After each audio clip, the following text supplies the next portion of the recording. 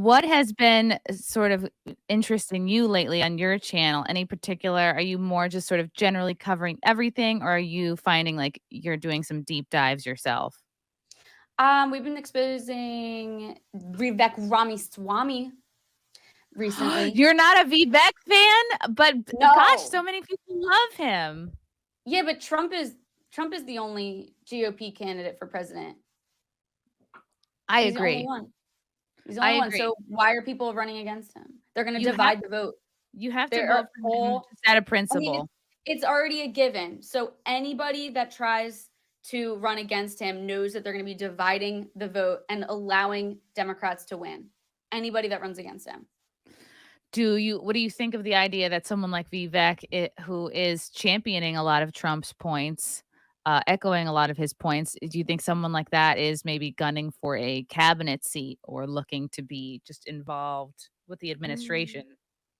It's very well possible. And Trump is a very nice person and he will not say anything against you unless, he has a reason to. So Vivek has not given Trump any reason to say otherwise. He's said, he seems like a really great guy because Vivek is I think pandering to the MAGA audience, but Mhm. that's my opinion. So he's been caught lying about a lot of his finances. He Really? Yeah, so he went to Yale Law School late. Like usually you go to school in like consecutive order, but he Yeah. like took a little bit of time. He then went to Yale. At this point he had over $2.2 million at the time he entered Yale, but he lied and said he didn't have any money.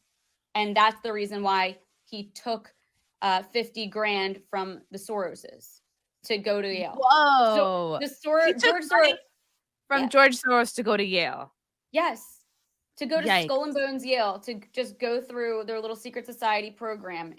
There's no other explanation as to why he would have went back to Skull and Bones Yale. He had $2.2 million. He was getting financed by CIA backed groups for his tech startups. So there's really no reason why he would have went back to Yale. He was set. He had millions, but then he went to Yale with a $50K grant from the Soroses.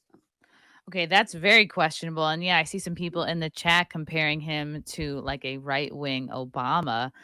And I just didn't realize the process for somebody like this. They have to be picked out so kind of early on and basically groomed for years before they can be thrust into the political scene. But that would make sense. And I do agree.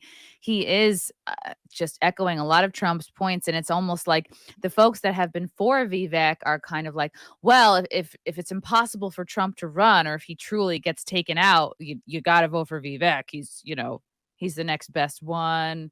He's saying all the things Uh-uh. a lot of Trump fans like to hear. He's a liar. Newsmax ran the report on him. I just sent it to you in the private chat. I'm not sure if that is the article that explains it, but basically, like, he lied and said he was poor and couldn't afford going to Yale, and so Yes. that's why he took the money. But then they found out that he was not poor. So for what reason is he lying and trying to hide the fact that he got Soros money? Why would he lie? Why would he Did try he and hide it? ever admit to taking Soros's money, or he's been lying He did, from the and then beginning? said that he did, and then said that he was poor, and that's why he took it because he needed the Whoa. money. That's a big deal. That's a Oh, it's 90,000. that's a smoking gun. Yeah. Wow, he received a 90K grant from the Paul and Daisy Soros Fellowship to attend Yale.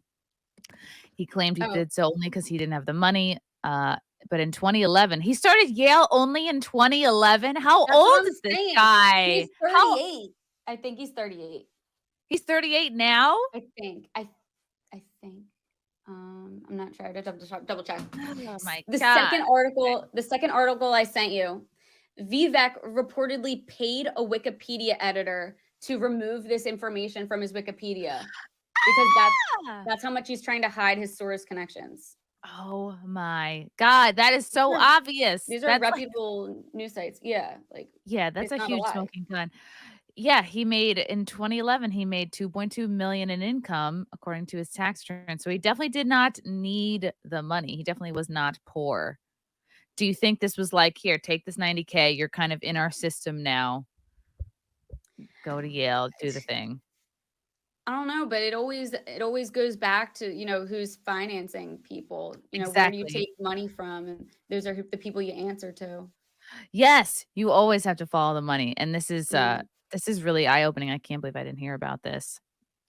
He was He ex- oh, get this. Forgot, I can't believe I didn't say this.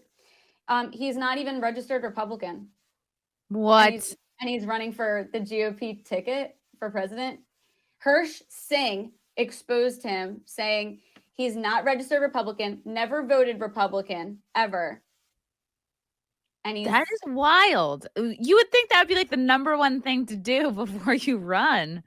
right. I'm gonna send this next one to you. Makes absolutely no sense. This dude is a fraud. At Yeah. least, like, I Yeah. understand, like, I'm registered independent right now, and like, but if you run for a Republican ticket, then you should not deceive the voters. You should just change your ticket. But he's not. Like, why isn't he just changing his ticket to match Yeah, so you're that not seems like deceiving the voters? a very easy thing to do. Right.